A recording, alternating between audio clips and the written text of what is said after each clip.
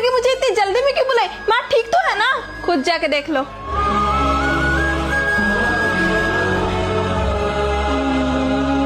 ये स्मेल कैसे आ रही है?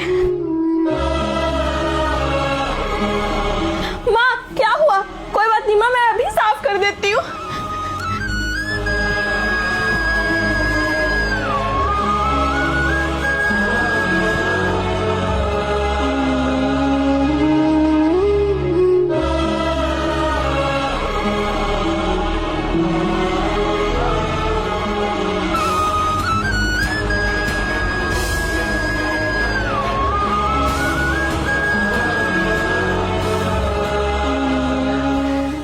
आप आराम करो, मैं आपके लिए कुछ अच्छा खाना बना के लाती हूँ। भाभी आज तो आप हद कर दी। अरे इंसानियत नाम की भी चीज होती है, कम से कम आज बेड गंदा में तो जल्दी साफ कर देती। माँ को इतना टाइम गंदगी पर तो नहीं रहना पड़ता।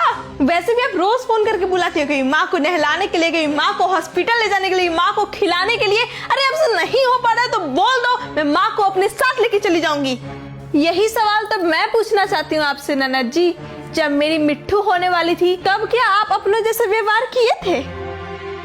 जब सबसे ज्यादा जरूरत थी मुझे आप दोनों की, तब आपने मेरे साथ क्या किया था, याद दिलाओ क्या?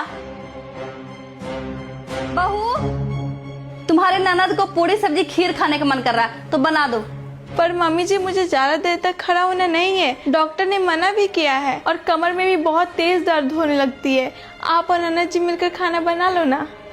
ज्यादा डॉक्टर के चक्कर में मत रहो। मैं 8 बच्चा पैदा की हूँ, कभी कोई परेशानी नहीं, डिलीवरी तक खाना बनाती रही। ननद जी आप ही समझाओ मम्मी जी को, आप तो समझ सकती हो ना।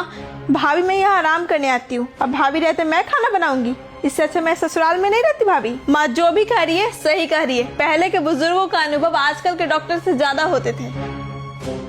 और हाँ, पूरा घर के साफ सफाई करके ही खाना बनाना। मम्मी जी एक मेड लगा दो ना। कोई मेड नहीं लगेगी, झाड़ू पोछा करोगी तुम, नॉर्मल डिलीवरी होगी।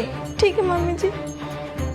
ननद जी आप एक बार भी माँ जी को नहीं समझाए कि माँ अब गलत कर रही हो भाभी के साथ, उल्टा आप उनका ही सपोर्ट किए।